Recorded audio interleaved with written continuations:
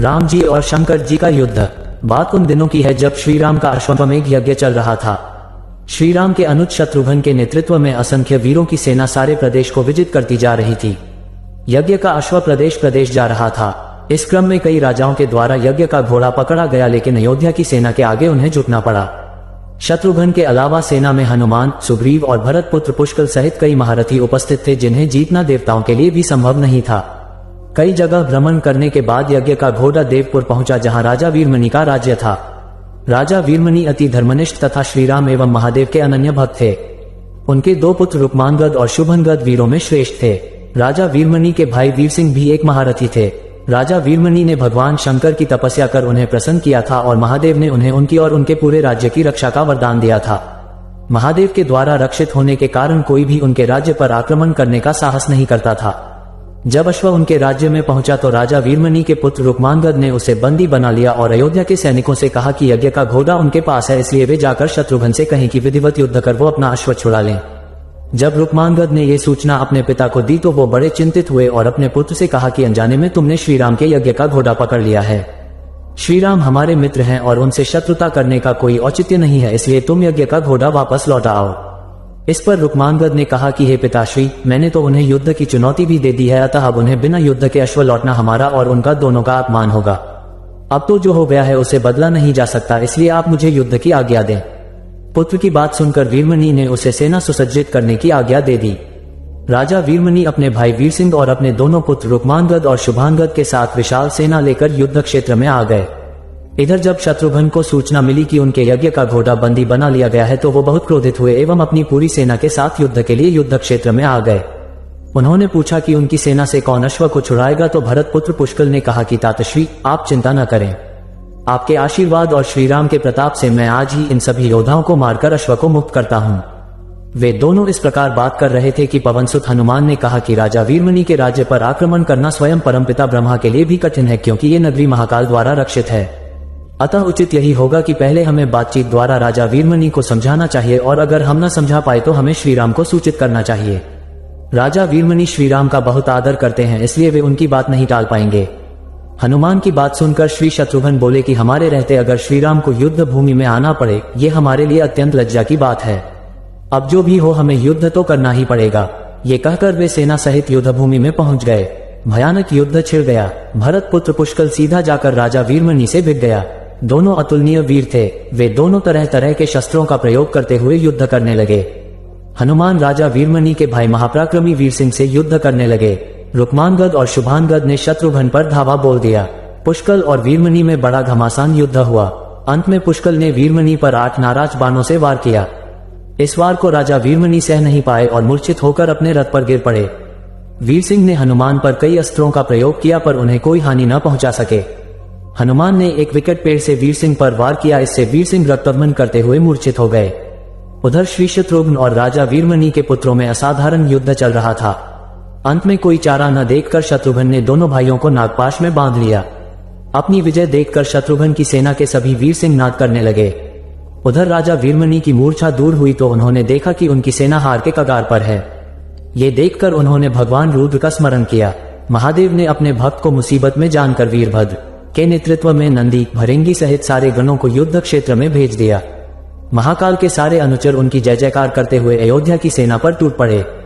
शत्रुघ्न, हनुमान और सारे लोगों को लगा कि जैसे प्रलय आ गया हो।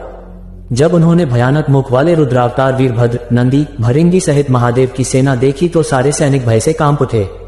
शत्रुघ्न ने हनुमान से कहा कि जिस वीरभद्र ने बात ही बात में दक्ष प्रजापति का मस्तक काट डाला था और जो तेज और समता में स्वयं महाकाल के समान है, उसे युद्ध में कैसे हराया जा सकता है। ये सुनकर पुष्कल ने कहा कि हे तातश्री, आप दुखी मत हो। अब तो जो भी हो हमें युद्ध तो करना ही पड़ेगा। ये कहता हुए पुष्कल वीरभद्र से, हनुमान नंदी से और शत्रुघ्न भृंगी से जा भिड़े। पुष्कल ने अपने सारे दिव्यास्त्रों का प्रयोग वीरभद्र पर कर दिया, लेकिन वीरभद्र ने बात ही बात में उसे काट दिया। उन्होंने पुष्कल से कहा कि हे बालक, अभी तुम्हारी आयु मृत्यु को प्राप्त होने की नहीं हुई है, इसलिए युद्ध क्षेत्र से हट जाओ। उसी समय पुष्कल ने वीरभद्र पर शक्ति से प्रहार किया, जो सीधे उनके मर्मस्थान पर जाकर लगा। इसके बाद वीरभद्र ने क्रोध से थर्राते हुए एक त्रिशूल से पुष्कल का मस्तक काट लिया और भयानक सिंहनाद किया। उधर भृंगी आदि गणों ने शत्रुघ्न पर भयानक आक्रमण कर दिया। अंत में भृंगी ने महादेव के दिए पाश में शत्रुघ्न को बांध दिया। हनुमान अपनी पूरी शक्ति से नंदी से युद्ध कर रहे थे। उन दोनों ने ऐसा युद्ध किया जैसा पहले किसी ने नहीं किया था। दोनों श्री राम के भक्त थे और महादेव के तेज से उत्पन्न हुए थे। काफी देर लड़ने के बाद कोई और उपाय न देखकर नंदी ने शिवास्त्र का प्रयोग कर हनुमान को पराभूत कर दिया। अयोध्या के सेना की हार देखकर राजा वीरमणि की सेना में जबरदस्त उत्साह आ गया और वे बाकी बचे सैनिकों पर टूट पड़े। ये देखकर हनुमान ने शत्रुघ्न से कहा कि मैंने आपसे पहले ही कहा था कि ये नगरी महाकाल द्वारा रक्षित है, लेकिन आपने मेरी बात नहीं मानी। अब इस संकट से बचाव का एक ही उपाय है कि हम सब श्री राम को याद करें। ऐसा सुनते ही सारे सैनिक शत्रुघ्न, पुष्कल एवं हनुमान सहित श्री राम को याद करने लगे। अपने भक्तों की पुकार सुनकर श्री राम तत्काल ही लक्ष्मण और भरत के साथ वहां आ गए। अपने प्रभु को आया देख सभी हर्षित हो गए एवं सबको ये विश्वास हो गया कि अब हमारी विजय निश्चित है। श्री राम के आने पर जैसे पूरी सेना में प्राण का संचार हो गया। श्री राम ने सबसे पहले शत्रुघ्न को मुक्त कराया और उधर लक्ष्मण ने हनुमान को मुक्त करा दिया। जब श्री राम, लक्ष्मण और भरत ने देखा कि पुष्कल मृत्यु को प्राप्त हो चुके हैं तो उन्हें बड़ा दुख हुआ। भरत तो शोक में मूर्छित हो गए। श्री राम ने क्रोध में आकर वीरभद्र से कहा कि तुमने जिस प्रकार पुष्कल का वध किया है उसी प्रकार अब अपने जीवन का भी अंत समझो। ऐसा कहते हुए श्री राम ने सारी सेना के साथ शिवगणों पर धावा बोल दिया। जल्द ही उन्हें यह पता चल गया कि शिवगणों पर साधारण अस्त्र बेकार है, इसलिए उन्होंने महर्षि विश्वामित्र द्वारा प्रदान किए दिव्यास्त्रों से वीरभद्र और नंदी सहित सारी सेना को विदीर्ण कर दिया। श्री राम के प्रताप से पार न पाते हुए सारे गणों ने एक स्वर में महादेव का आह्वान करना शुरू कर दिया। जब महादेव ने देखा कि उनकी सेना बड़े कष्ट में है तो वे स्वयं युद्ध क्षेत्र में प्रकट हुए। इस अद्भुत दृश्य को देखने के लिए परमपिता ब्रह्मा सहित सारे देवता आकाश में स्थित हो गए। जब महाकाल ने युद्ध क्षेत्र में प्रवेश किया तो उनके तेज से श्री राम की सारी सेना मूर्छित हो गई। जब श्री राम ने देखा कि स्वयं महादेव रण क्षेत्र में आए हैं तो उन्होंने शस्त्र का त्याग कर भगवान रुद्र को दंडवत प्रणाम किया एवं उनकी स्तुति की। उन्होंने महाकाल की स्तुति करते हुए कहा कि हे सारे ब्रह्मांड के स्वामी, आपके ही प्रताप से मैंने महापराक्रमी रावण का वध किया। आप स्वयं ज्योतिर्लिंग में रामेश्वरम में पधारे। हमारा जो भी बल है वो भी आपके आशीर्वाद के फलस्वरूप ही है। ये जो अश्वमेध यज्ञ मैंने किया है वो भी आपकी ही इच्छा से ही हो रहा है, इसलिए हम पर कृपा करें और इस युद्ध का अंत करें। ये सुनकर भगवान रुद्र बोले कि हे राम, आप स्वयं विष्णु के दूसरे रूप हैं, मेरी आपसे युद्ध करने की कोई इच्छा नहीं है। फिर भी चूंकि मैंने अपने भक्त वीरमणि को उसकी रक्षा का वरदान दिया है, इसलिए मैं इस युद्ध से पीछे नहीं हट सकता, अतः संकोच छोड़ कर आप युद्ध करें। श्री राम ने इसे महाकाल की आज्ञा मानकर युद्ध करना शुरू किया। दोनों में महान युद्ध छिड़ गया, जिसे देखने देवता लोग आकाश में स्थित हो गए। श्री राम ने अपने सारे दिव्यास्त्रों का प्रयोग महाकाल पर कर दिया, पर उन्हें संतुष्ट नहीं कर सके। अंत में उन्होंने पाशुपतास्त्र का संधान किया और भगवान शिव से बोले कि हे प्रभु, आपने ही मुझे ये वरदान दिया है कि आपके द्वारा प्रदत्त इस अस्त्र से त्रिलोक में कोई पराजित हुए बिना नहीं रह सकता, इसलिए हे महादेव, आपकी ही आज्ञा और इच्छा से मैं इसका प्रयोग आप पर ही करता हूँ। ये कहते हुए श्री राम ने वो महान दिव्यास्त्र भगवान शिव पर चला दिया। वो अस्त्र सीधा महादेव के हृदय स्थल में समा गया और भगवान रुद्र इससे संतुष्ट हो गए। उन्होंने प्रसन्नतापूर्वक श्री राम से कहा कि आपने युद्ध में मुझे संतुष्ट किया है, इसलिए जो इच्छा हो वर मांग लें। इस पर श्री राम ने कहा कि हे भगवान, यहाँ इस युद्ध क्षेत्र में भ्राता भरत के पुत्र पुष्कल के साथ असंख्य योद्धा वीरगति को प्राप्त हो गए हैं, उन्हें कृपया जीवन दान दीजिए। महादेव ने मुस्कुराते हुए तथास्तु कहा और पुष्कल समेत दोनों ओर के सारे योद्धाओं को जीवित कर दिया। इसके बाद उनकी आज्ञा से राजा वीरमणि ने यज्ञ का घोड़ा श्री राम को लौटा दिया और अपना राज्य रुक्मांगद को सौंपकर वे भी शत्रुघ्न के साथ आगे चल दिए। हनुमान अवतार। सामान्यतः लंका दहन के संबंध में यही माना जाता है कि सीता की खोज करते हुए लंका पहुंचे और रावण के पुत्र सहित अनेक राक्षसों का अंत कर दिया। तब रावण के पुत्र मेघनाद ने श्री हनुमान को ब्रह्मास्त्र छोड़कर काबू किया और रावण ने श्री हनुमान की पूंछ में आग लगाने का दंड दिया। तब उसी जलती पूंछ से श्री हनुमान ने लंका में आग लगा रावण का दम चूर किया। किंतु पुराणों में लंका दहन के पीछे भी एक और रोचक कथा जुड़ी है, जिसके कारण श्री हनुमान ने पूंछ से लंका में आग लगाई। जानते हैं वह रोचक कथा। श्री हनुमान शिव अवतार है। शिव से ही जुड़ा है ये रोचक प्रसंग। एक बार माता पार्वती की इच्छा पर शिव ने कुबेर से सोने का सुंदर महल का निर्माण करवाया, किंतु रावण इस महल की सुंदरता पर मोहित हो गया। वह ब्राह्मण का वेश रखकर शिव के पास गया। उसने महल में प्रवेश के लिए शिव पार्वती से पूजा कराकर दक्षिणा के रूप में वह महल ही मांग लिया। भक्त को पहचान शिव ने प्रसन्न होकर वह महल दान दे दिया। दान में महल प्राप्त करने के बाद रावण के मन में विचार आया कि यह महल असल में माता पार्वती के कहने पर बनाया गया, इसलिए उनकी सहमति के बिना यह शुभ नहीं होगा। तब उसने शिव जी से माता पार्वती को भी मांग लिया और भोले भंडारी शिव ने इसे भी स्वीकार कर लिया। जब रावण उस सोने के महल सहित मां पार्वती को ले जाना लगा, तब अचंभित और दुखी माता पार्वती ने विष्णु को स्मरण किया और उन्होंने आकर माता की रक्षा की। जब माता पार्वती अप्रसन्न हो गई तो शिव ने अपनी गलती को मानते हुए माँ पार्वती को वचन दिया कि त्रेतायुग में मैं वानर रूप हनुमान का अवतार लूंगा, उस समय तुम मेरी पूंछ बन जाना। जब मैं माता सीता की खोज में इसी सोने के महल यानी लंका जाऊंगा तो तुम पूंछ के रूप में लंका को आग लगाकर रावण को दंडित करना। यही प्रसंग भी शिव के श्री हनुमान अवतार और लंका दहन का एक कारण माना जाता है। रावण के जन्म की कथा।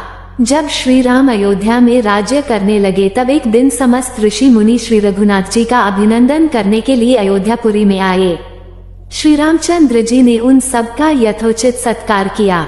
वार्तालाप करते हुए अगस्त्य मुनि कहने लगे, युद्ध में आपने जो रावण का संहार किया वह कोई बड़ी बात नहीं है, परंतु द्वंद्व युद्ध में लक्ष्मण के द्वारा इंद्रजित का वध सबसे अधिक आश्चर्य की बात है। यह मायावी राक्षस युद्ध में सब प्राणियों के लिए अवध्य था। उनकी बात सुनकर रामचंद्र जी को बड़ा आश्चर्य हुआ। वे बोले, मुनिवर रावण और कुंभकर्ण भी तो महान पराक्रमी थे, फिर आप केवल इंद्रजित मेघनाद की ही इतनी प्रशंसा क्यों करते हैं? महोदर, प्रहस्त, विरूपाक्ष भी कम वीर न थे। इस पर अगस्त्य मुनि बोले, इस प्रश्न का उत्तर देने से पहले मैं तुम्हें रावण के जन्म, वर प्राप्ति आदि का विवरण सुनाता हूँ। ब्रह्मा जी के पुलस्त्य नामक पुत्र हुए थे जो उन्हीं के समान तेजस्वी और गुणवान थे। एक बार वे महगिरी पर तपस्या करने गए।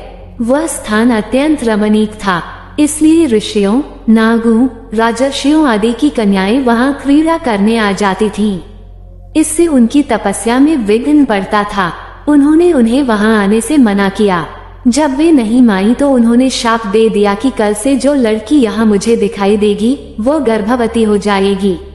शेष सब कन्याओं ने तो वहां आना बंद कर दिया, परंतु राजर्षि त्रिनबिंदु की कन्या शाप की बात से अनजान होने के कारण उस आश्रम में आ गई और महर्षि की दृष्टि पड़ते ही गर्भवती हो गई। जब त्रिनबिंदु को ये बात मालूम हुई तो उन्होंने अपने कन्या को पत्नी के रूप में महर्षि को अर्पित कर दिया। इस प्रकार विश्रवा का जन्म हुआ जो अपने पिता के समान वेदविद और धर्मात्मा हुआ। महामुनि भरद्वाज ने अपनी कन्या का विवाह विश्रवा से कर दिया। उनके वैश्रवण नामक पुत्र हुआ। वह भी धर्मात्मा और विद्वान था। उसने भारी तपस्या करके ब्रह्मा जी को प्रसन्न किया और यम, इंद्र तथा वरुण के सदृश लोकपाल का पद पाया। फिर उसने त्रिकूट पर्वत पर बसी लंका को अपना निवास स्थान बनाया और राक्षसों पर राज्य करने लगा। श्री राम ने आश्चर्य से पूछा, तो क्या कुबेर और रावण से भी पहले लंका में मांसभक्षी राक्षस रहते थे? फिर उनका पूर्वज कौन था? ये सुनने के लिए मुझे कौतूहल हो रहा है। तब अगस्त्य जी बोले, पूर्वकाल में ब्रह्मा जी ने अनेक जल जंतु बनाए और उनसे समुद्र के जल की रक्षा करने के लिए कहा। तब उन जंतुओं में से कुछ बोले कि हम इसका रक्षण रक्षा करेंगे और कुछ ने कहा कि हम इसका यक्षण पूजा करेंगे। इस पर ब्रह्मा जी ने कहा कि जो रक्षण करेगा वह राक्षस कहलाएगा और जो यक्षण करेगा वह यक्ष कहलाएगा। इस प्रकार वे दो जातियों में बंट गए। राक्षसों में हेती और प्रहेती दो भाई थे। प्रहेती तपस्या करने चला गया, परंतु हेती ने भया से विवाह किया जिससे उसके विद्युतकेश नामक पुत्र उत्पन्न हुआ। विद्युतकेश के सुकेश नामक पराक्रमी पुत्र हुआ। सुकेश के माल्यवान, सुमाली और माली नामक 3 पुत्र हुए। तीनों ने ब्रह्मा जी की तपस्या करके यह वरदान प्राप्त कर लिए कि हम लोगों का प्रेम अटूट हो और हमें कोई पराजित न कर सके। वर पाकर वे निर्भय हो गए और सुरों असुरों को सताने लगे। उन्होंने विश्वकर्मा से एक अत्यंत सुंदर नगर बनाने के लिए कहा। इस पर विश्वकर्मा ने उन्हें लंकापुरी का पता बताकर भेज दिया। वहां वे बड़े आनंद के साथ रहने लगे। माल्यवान के वज्रमुष्टि, विरूपाक्ष, दुर्मुख, सुप्ताघ्न, यज्ञकोप, मत और उन्मत नामक 7 पुत्र हुए।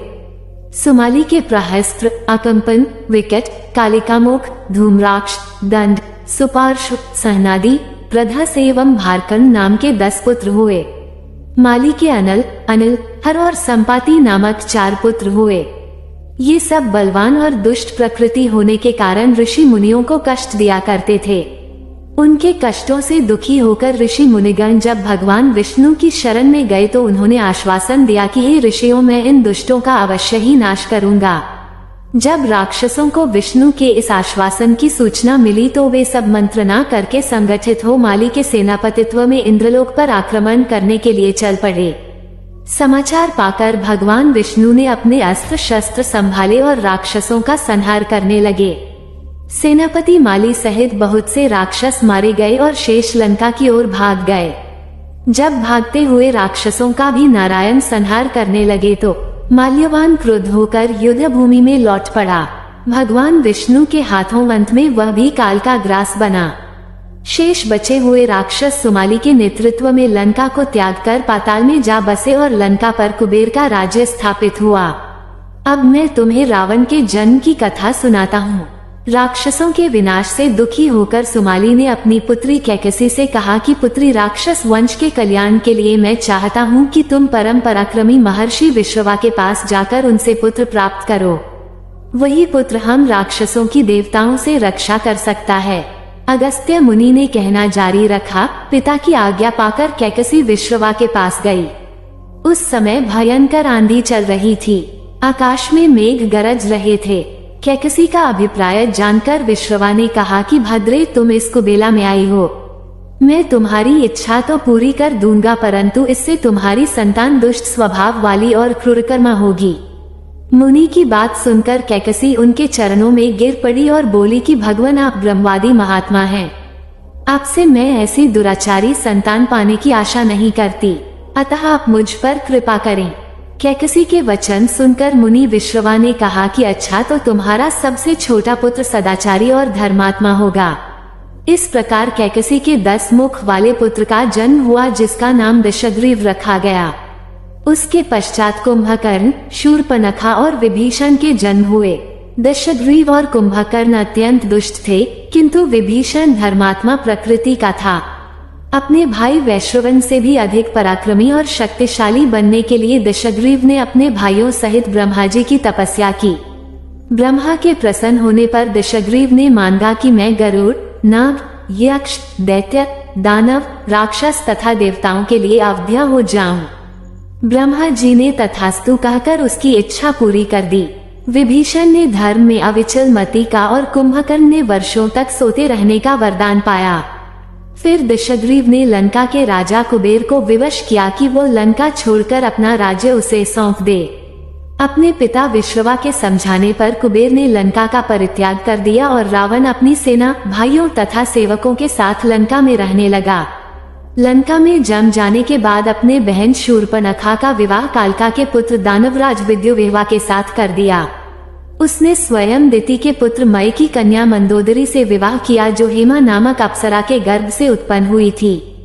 विरोचन कुमार बलि की पुत्री वज्रज्वला से कुंभकर्ण का और गंधर्वराज महात्मा शैलुष की कन्या सरमा से विभीषण का विवाह हुआ। कुछ समय पश्चात मंदोदरी ने मेघनाद को जन्म दिया, जो इंद्र को परास्त कर संसार में इंद्रजित के नाम से प्रसिद्ध हुआ। सत्ता के मद में रावण उच्छृंखल हो देवताओं, ऋषियों, यक्षों और गंधर्वों को नाना प्रकार से कष्ट देने लगा। एक बार उसने कुबेर पर चढ़ाई करके उसे युद्ध में पराजित कर दिया और अपनी विजय की स्मृति के रूप में कुबेर के पुष्पक विमान पर अधिकार कर लिया। उस विमान का वेग मन के समान तीव्र था। वो अपने ऊपर बैठे हुए लोगों की इच्छानुसार छोटा या बड़ा रूप धारण कर सकता था। विमान में मणि और सोने की सीढ़ियां बनी हुई थीं और तपाए हुए सोने के आसन बने हुए थे। उस विमान पर बैठकर जब वह श्रवण नाम से प्रसिद्ध सरकंडों के विशाल वन से होकर जा रहा था, तो भगवान शंकर के पार्षद नंदीश्वर ने उसे रोकते हुए कहा कि दशग्रीव, इस वन में स्थित पर्वत पर भगवान शंकर क्रीड़ा करते हैं, इसलिए यहाँ सभी सुर, असुर, यक्ष आदि का आना निषिद्ध कर दिया गया है। नंदीश्वर के वचनों से क्रुद्ध होकर रावण विमान से उतरकर भगवान शंकर की ओर चला। उसे रोकने के लिए उससे थोड़ी दूर पर हाथ में शूल लिए नंदी दूसरे शिव की भांति खड़े हो गए। उनका मुख वानर जैसा था। उसे देखकर रावण ठहाका मारकर हंस पड़ा। इससे कुपित हो नंदी बोले कि दशानन, तुमने मेरे वानर रूप की अवहेलना की है, इसलिए तुम्हारे कुल का नाश करने के लिए मेरे ही समान पराक्रमी रूप और तेज से संपन्न वानर उत्पन्न होंगे। रावण ने इस ओर तनिक भी ध्यान नहीं दिया और बोला कि जिस पर्वत ने मेरे विमान की यात्रा में बाधा डाली है, आज मैं उसी को उखाड़ फेंकूंगा। ये कहकर उसने पर्वत के निचले भाग में हाथ डालकर उसे उठाने का प्रयत्न किया। जब पर्वत हिलने लगा तो भगवान शंकर ने उस पर्वत को अपने पैर के अंगूठे से दबा दिया। इससे रावण का हाथ बुरी तरह से दब गया और वह पीड़ा से चिल्लाने लगा। जब वह किसी प्रकार से हाथ न निकाल सका तो रोते रोते भगवान शंकर की स्तुति और क्षमा प्रार्थना करने लगा।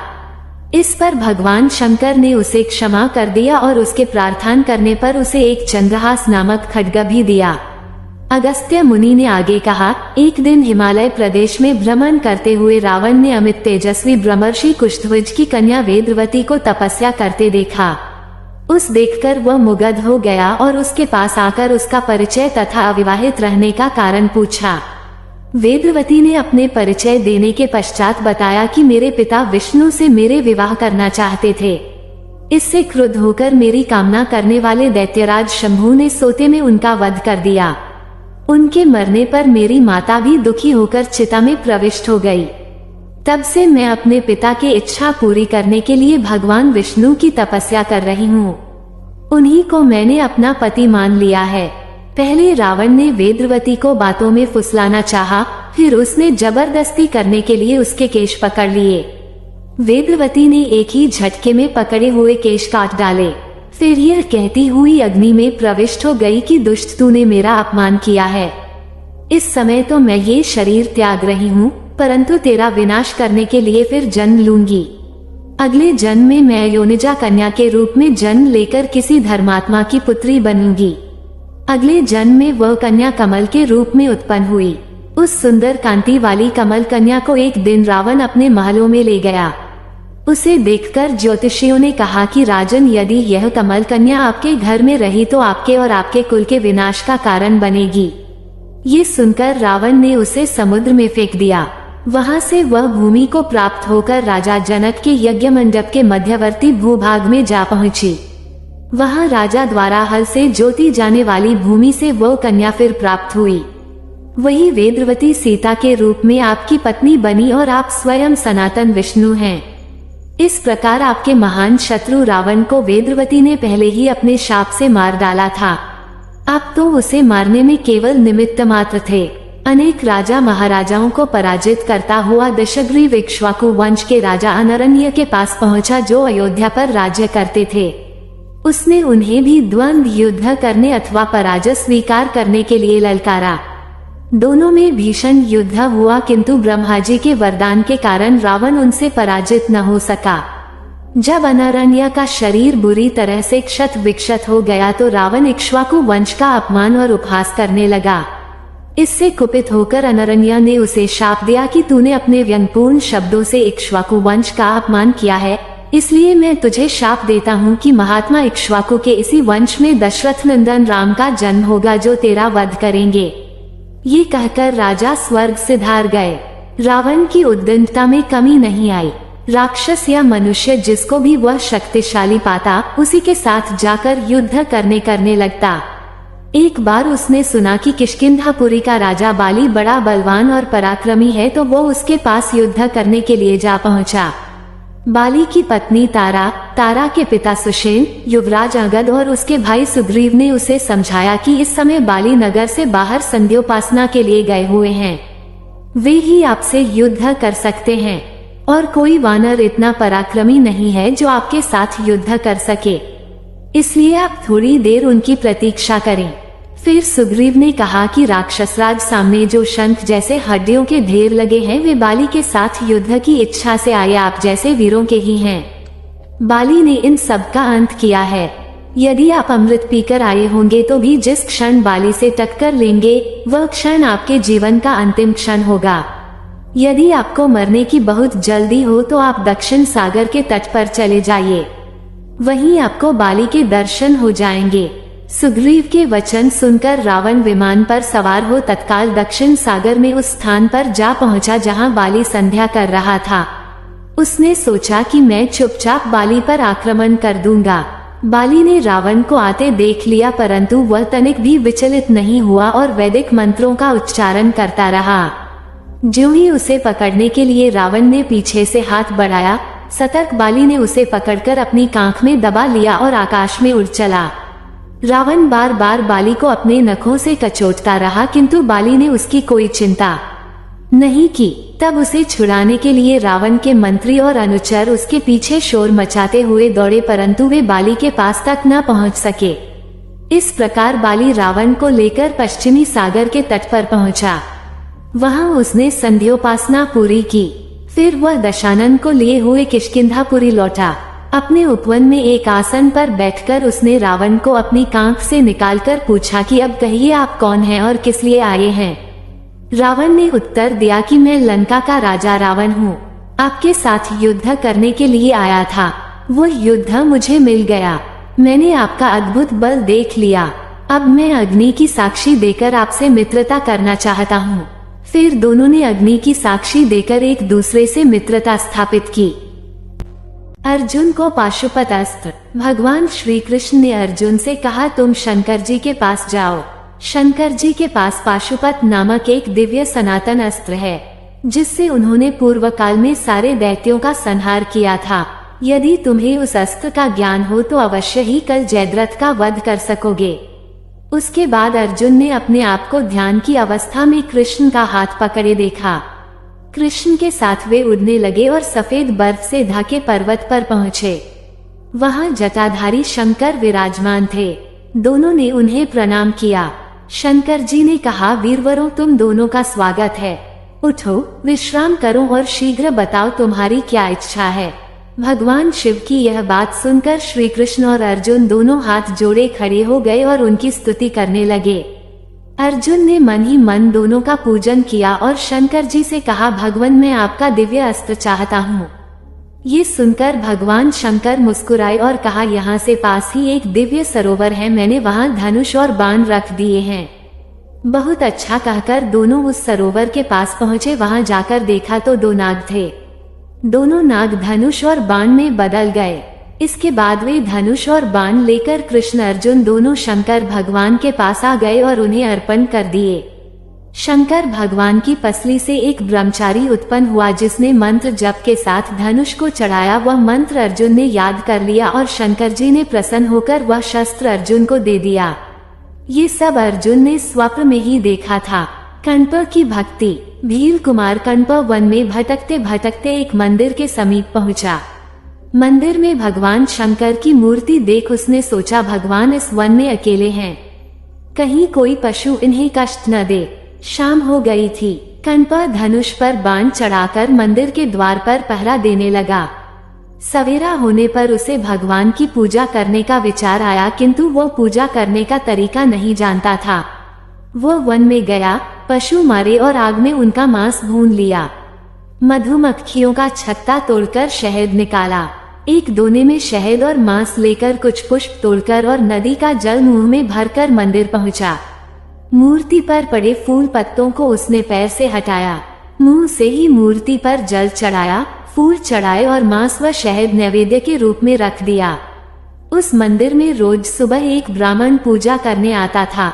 मंदिर में नित्य ही मांस के टुकड़े देख ब्राह्मण दुखी होता। एक दिन वह छिपकर ये देखने बैठा कि यह करता कौन है। उसने देखा कण्प आया। उस समय मूर्ति के एक नेत्र से रक्त बहता देख उसने पत्तों की औषधि मूर्ति के नेत्र पर लगाई, किंतु रक्त बंद नहीं हुआ। तब कण्प ने अपना नेत्र तीर से निकालकर मूर्ति के नेत्र पर रखा। रक्त बंद हो गया। तभी दूसरे नेत्र से रक्त बहने लगा। कण्प ने दूसरा नेत्र भी अर्पित कर दिया।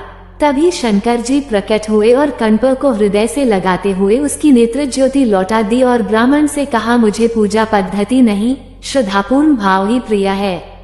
गृहपत्यावतार। भगवान शंकर का 7वां अवतार है गृहपति। यह अवतार हमें संदेश देता है कि हम जो भी कार्य करें उसके केंद्र में भगवान को रखें। अर्थात यदि हम सिर्फ भोजन प्राप्ति के लिए भी कोई कार्य कर रहे हैं तो उसका माध्यम पवित्र तथा धर्मानुसार होना चाहिए।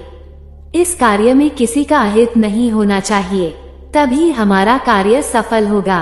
पुराणों के अनुसार हमारे शरीर में स्थित जठराग्नि भूख की भगवान शंकर का गृहपति अवतार है। भूख लगने पर हम जो अन्न ग्रहण करते हैं उसी से हमारे शरीर का पोषण होता है तथा हमारे शरीर में स्थित सूक्ष्म प्राणों को संतुष्टि प्राप्त होती है। यही इस अवतार का मूल संदेश है कि हम जठराग्नि को शांत करने के लिए जो भी कार्य करें वह धर्म के अनुसार हो। शुचिष्मति पुत्र के रूप में अवतरण। नर्मदा के तट पर धर्मपुर नाम का एक नगर था। वहाँ विश्वानर नाम के एक मुनि तथा उनकी पत्नी शुचिष्मती रहती थीं। शुचिष्मती ने बहुत काल तक निसंतान रहने पर एक दिन अपने पति से शिव के समान पुत्र प्राप्ति की इच्छा की। पत्नी की अभिलाषा पूरी करने के लिए मुनि विश्वनार काशी आ गए। यहाँ उन्होंने घोर तप द्वारा भगवान शिव के वीरेश लिंग की आराधना की। एक दिन मुनि को वीरेश लिंग के मध्य एक बालक दिखाई दिया। मुनि ने बालरूपधारी शिव की पूजा की। उनकी पूजा से प्रसन्न होकर भगवान शंकर ने शुचिष्मती के गर्भ से अवतार लेने का वरदान दिया। कालांतर में शुचिष्मती गर्भवती हुई और भगवान शंकर शुचिष्मती के गर्भ से पुत्र रूप में प्रकट हुए। कहते हैं पितामह ब्रह्मा ने ही उस बालक का नाम बृहस्पति रखा था। केतकी के पुष्प। एक बार ब्रह्मा जी व विष्णु जी में विवाद छिड़ गया कि दोनों में श्रेष्ठ कौन है। ब्रह्मा जी सृष्टि के रचयिता होने के कारण श्रेष्ठ होने का दावा कर रहे थे और भगवान विष्णु पूरी सृष्टि के पालनकर्ता के रूप में स्वयं को श्रेष्ठ कह रहे थे।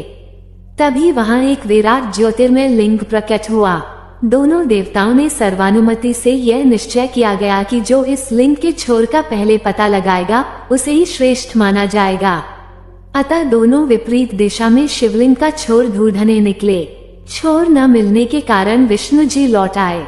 ब्रह्मा जी भी सफल नहीं हुए, परंतु उन्होंने आकर विष्णु जी से कहा कि वे छोर तक पहुंच गए थे। उन्होंने केतकी के फूल को इस बात का साक्षी बताया। केतकी के पुष्प ने भी ब्रह्मा जी के इस झूठ में उनका साथ दिया। ब्रह्मा जी के असत्य कहने पर स्वयं भगवान शिव वहां प्रकट हुए और उन्होंने ब्रह्मा जी की आलोचना की। दोनों देवताओं ने महादेव की स्तुति की। तब शिव जी बोले कि मैं ही सृष्टि का कारण, उत्पत्तिकर्ता और स्वामी हूँ। मैंने ही तुम दोनों को उत्पन्न किया है। शिव ने केतकी पुष्प को झूठा साक्ष्य देने के लिए दंडित करते हुए कहा कि यह फूल मेरी पूजा में उपयोग नहीं किया जा सकेगा। इसलिए शिव के पूजन में कभी केतकी का पुष्प नहीं चढ़ाया जाता। वस्तुतः ईश्वर पूर्ण समर्पण के साथ किए स्मरण मात्र से ही प्रसन्न हो जाते हैं और मंगल आशीषों से भक्त को तार देते हैं। शिव का क्रोध। महर्षि भृगु ब्रह्मा जी के मानस पुत्र थे। उनकी पत्नी का नाम ख्याति था जो दक्ष की पुत्री थी। महर्षि भृगु सप्तर्षि मंडल के एक ऋषि हैं। सावन और भाद्रपद में वे भगवान सूर्य के रथ पर सवार रहते हैं। एक बार की बात है, सरस्वती नदी के तट पर ऋषि मुनि एकत्रित होकर इस विषय पर चर्चा कर रहे थे कि ब्रह्मा जी, शिव जी और श्री विष्णु में सबसे बड़े और श्रेष्ठ कौन है। इसका कोई निष्कर्ष न निकलता देख उन्होंने त्रिदेवों की परीक्षा लेने का निश्चय किया और ब्रह्मा जी के मानस पुत्र महर्षि भृगु को इस कार्य के लिए नियुक्त किया। महर्षि भृगु सर्वप्रथम ब्रह्मा जी के पास गए। उन्होंने न तो प्रणाम किया और न ही उनकी स्तुति की। ये देख ब्रह्मा जी क्रोधित हो गए। क्रोध की अधिकता से उनका मुख लाल हो गया, आंखों में अंगारे दहकने लगे। लेकिन फिर यह सोचकर कि ये उनके पुत्र हैं, उन्होंने हृदय में उठे क्रोध के आवेग को विवेक बुद्धि में दबा लिया। वहां से महर्षि भृगु कैलाश गए। देवाधिदेव भगवान महादेव ने देखा कि भृगु आ रहे हैं तो वे प्रसन्न होकर अपने आसन से उठे और उनका आलिंगन करने के लिए भुजाएं फैला दी। किंतु उनकी परीक्षा लेने के लिए भृगु मुनि उनका आलिंगन अस्वीकार करते हुए बोले, महादेव, आप सदा वेदों और धर्म की मर्यादा का उल्लंघन करते हैं। दुष्टों और पापियों को आप जो वरदान देते हैं उनसे सृष्टि पर भयंकर संकट आ जाता है। इसलिए मैं आपका आलिंगन कदापि नहीं करूंगा। उनकी बात सुनकर भगवान शिव क्रोध से तिलमिला उठे। उन्होंने जैसे ही त्रिशूल उठाकर उन्हें मारना चाहा, वैसे ही भगवती सती ने बहुत अनुनय विनय कर किसी प्रकार से उनका क्रोध शांत किया। इसके बाद भृगु मुनि वैकुंठ लोक गए। उस समय भगवान श्री विष्णु देवी लक्ष्मी की गोद में सिर रख कर लेटे थे। भृगु ने जाते ही उनके वक्ष पर एक तेज लात मारी। भक्त वत्सल भगवान विष्णु शीघ्र ही अपने आसन से उठ खड़े हुए और उन्हें प्रणाम करके उनके चरण सहलाते हुए बोले, भगवान, आपके पैर पर चोट तो नहीं लगी? कृपया इस आसन पर विश्राम कीजिए। भगवान, मुझे आपके शुभ आगमन का ज्ञान न था, इसलिए मैं आपका स्वागत नहीं कर सका। आपके चरणों का स्पर्श तीर्थों को पवित्र करने वाला है। आपके चरणों के स्पर्श से आज मैं धन्य हो गया। भगवान विष्णु का ये प्रेम व्यवहार देखकर महर्षि भृगु की आंखों से आंसू बहने लगे। उसके बाद वे ऋषि मुनियों के पास लौट आए और ब्रह्मा जी, शिव जी और श्री विष्णु के यहाँ के सभी अनुभव विस्तार से कह बताया। उनके अनुभव सुनकर सभी ऋषि मुनि बड़े हैरान हुए और उनके सभी संदेह दूर हो गए। तभी से वे भगवान विष्णु को सर्वश्रेष्ठ मानकर उनकी पूजा अर्चना करने लगे। शिव और सर्प के अबूझ रिश्ते। भगवान शंकर जिसके आराध्य हो या फिर अगर कोई साधक भगवान शंकर का ध्यान करता हो तो उनके बारे में कई भाव मन में प्रस्फुटित होते हैं। जैसे कि भगवान शंकर त्रिशूल लिए साधना पर बैठे हैं। उनका तीसरा नेत्र यानी भ्रिकुटी बंद है। उनकी जटाओं से गंगा प्रवाहित हो रही है। उनका शरीर समुद्र मंथन के समय विषपान करने की वजह से नीला दिख रहा है। भगवान शंकर की जटाओं और शरीर के इर्द गिर्द कई सांप लिपटे हुए हैं। शिव के मस्तक पर एक ओर चंद्र है तो दूसरी ओर महाविष्धर सर्प भी उनके गले का हार है। उनके परिवार में भूत प्रेत, नंदी, सिंह, सर्प, मयूर व मूषक सभी का संभाव देखने को मिलता है। साधन क्रम में विचार सागर में कई विचारों का आगमन होता है। भगवान शंकर के बारे में कई कथा कहानियां पुराणों, धार्मिक ग्रंथों में वर्णित है। उनसे जुड़ी कई कथाएं साधकों को उनसे जोड़े रखती है और साधकों के लिए वह प्रेरणादायी भी है। पौराणिक मान्यताओं में भगवान शंकर और सर्प का जुड़ाव गहरा है, तभी तो वो उनके शरीर से लिपटे रहते हैं। ये बात सिर्फ मान्यताओं तक ही सीमित नहीं है, बल्कि यह इस कलयुग में भी हकीकत में परिलक्षित होती दिखती है। यूं तो भगवान जनता जनार्दन के लिए अपनी कृपा बरसाने में अति दयालु है, लेकिन कहते हैं कि अगर आपको भगवान शंकर के दर्शन ना हो और अगर सर्प के दर्शन हो जाएं तो समझिए कि साक्षात भगवान शंकर के ही दर्शन हो गए। हम चल रहे हैं राजस्थान के माउंट आबू में। माउंट आबू राजस्थान का इकलौता हिल स्टेशन है जो अर्धकाशी भी कहलाता है। पौराणिक मान्यताओं और पुराणों के मुताबिक माउंट आबू अर्धकाशी इसलिए कहलाता है क्योंकि यहाँ भगवान शंकर के 108 छोटे बड़े मंदिर हैं। दुनिया की इकलौती जगह जहाँ भगवान शंकर नहीं, उनकी शिवलिंग भी नहीं, बल्कि उनके अंगूठे की पूजा होती है। माउंट आबू में ही अचलगढ़ दुनिया की इकलौती ऐसी जगह है जहां भगवान शिव के अंगूठे की पूजा होती है। भगवान शिव के सभी मंदिरों में तो उनके शिवलिंग की पूजा होती है, लेकिन यहाँ भगवान शिव के अंगूठे की पूजा होती है। यहीं पर एक मंदिर है पांडव गुफा के करीब, जहाँ के बारे में कहा जाता है पांडवों ने अज्ञातवास के दौरान कुछ समय यहाँ बिताया था। शिव मंदिर में बीते सोमवार को भगवान शंकर को जल और दूध से नहलाने पहुँचे श्रद्धालुओं को लगा जैसे भोले एक विशालकाय नाग के रूप में प्रकट हो गए। मंदिर भोले की जयकारों से गूंज रहा था। शिवलिंग पर जल, बिल्व पत्र, भांग, धतूरा, फूल आदि चढ़ाए जाने का क्रम जारी था। तभी एक विशालकाय सर्प न जाने कहां से आकर शिवलिंग से लिपट गया। इस नाग का आकार लगभग 6 फीट का था। इस बीच कुछ लोगों ने डरते डरते शिवलिंग पर जल भी अर्पित किया, लेकिन नागराज कई घंटों तक शिवलिंग से लिपटे रहे। सावन का दूसरा सोमवार और शिवलिंग पर जल चढ़ाने का सिलसिला चलता रहा। इस बीच नाग की अटखेलियां भी जारी रही। वो कभी शिवलिंग के ऊपर बैठता तो कभी शिवलिंग की चारों तरफ लिपट कर बैठ जाता। लोग हैरान थे, लेकिन जो लोग वहां थे उनके मुताबिक ये हैरानी उस सांप को नहीं थी। वह शायद निर्भय होकर आनंद की अनुभूति कर रहा था। इतने लोगों के बीच कोई सांप लगभग 6 घंटों तक शिवलिंग से लिपटा रहा। लोग टकटकी लगाए देखते रहे। कुछ लोगों के लिए भोले सर्प के रूप में शिवलिंग से आकर लिपटे थे, तो कुछ लोग उस पल को शिद्दत से महसूस करना चाह रहे थे। यही वजह थी कि मंदिर में भीड़ बढ़ने लगी। इलाके में खबर फैलने लगी। अचानक सर्प गायब हो गया। वहां श्रद्धालुओं के चढ़ाए पुष्प और फल तो दिख रहे थे, लेकिन सर्प नहीं। सांप इंसानों के लिए खतरनाक होता है, लेकिन ये बात भी सच है कि उसे हम इंसानों से ज्यादा डर लगता है। आस्था, विश्वास की परिभाषा आध्यात्म की सीमा रेखा में सब कुछ मानने पर ही निर्भर है। स्थानीय लोगों के मुताबिक माउंट आबू के उन मंदिरों में जो जंगल के बीचों बीच है, वहां इस प्रकार की घटनाएं सावन के महीने में सोमवार को या फिर शिवरात्रि के मौके पर जरूर होती है। पिछले वर्ष इन्हीं जंगलों के एक शिव मंदिर में पंचमुखी 5 मुंह वाला सांप दिखा था। ये घटनाएं ये सिद्ध करती है कि शिव, शिवलिंग और सर्प का गहरा नाता है। ये रिश्ता इंसानी समझ से परे है, क्या माने क्या ना माने ये हमारे विवेक पर निर्भर करता है। कुछ लोगों के लिए ये भोले का रूप हो सकता है तो कुछ के लिए कोरा अंधविश्वास। लेकिन ये बात सोचने पर जरूर विवश करती है कि हजारों की भीड़ में एक सांप 6 घंटे तक शिवलिंग से कैसे लिपटा रहा, वह भी भोले के जयकारों और मंदिर में बजती घंटियों के बीच। शंकर जी द्वारा अर्जुन को पाशुपत अस्त्र। भगवान श्री कृष्ण ने अर्जुन से कहा, तुम शंकर जी के पास जाओ। शंकर जी के पास पाशुपत नामक एक दिव्य सनातन अस्त्र है, जिससे उन्होंने पूर्व काल में सारे दैत्यों का संहार किया था। यदि तुम्हें उस अस्त्र का ज्ञान हो तो अवश्य ही कल जयद्रथ का वध कर सकोगे। उसके बाद अर्जुन ने अपने आप को ध्यान की अवस्था में कृष्ण का हाथ पकड़े देखा। कृष्ण के साथ वे उड़ने लगे और सफेद बर्फ से ढके पर्वत पर पहुँचे। वहाँ जटाधारी शंकर विराजमान थे। दोनों ने उन्हें प्रणाम किया। शंकर जी ने कहा, वीरवरों, तुम दोनों का स्वागत है। उठो, विश्राम करो और शीघ्र बताओ तुम्हारी क्या इच्छा है। भगवान शिव की यह बात सुनकर श्री कृष्ण और अर्जुन दोनों हाथ जोड़े खड़े हो गए और उनकी स्तुति करने लगे।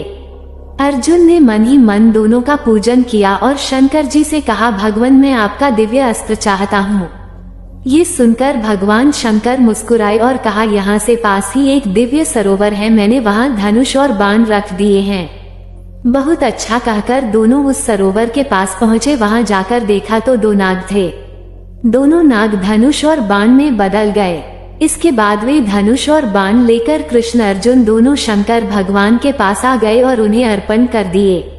शंकर भगवान की पसली से एक ब्रह्मचारी उत्पन्न हुआ, जिसने मंत्र जप के साथ धनुष को चढ़ाया। वह मंत्र अर्जुन ने याद कर लिया और शंकर जी ने प्रसन्न होकर वह शस्त्र अर्जुन को दे दिया। ये सब अर्जुन ने स्वप्न में ही देखा था। वास्तव में उन ऋषि मुनियों ने अपने लिए नहीं, बल्कि मनुष्यों के संदेहों को मिटाने के लिए ही ऐसी लीला रची थी।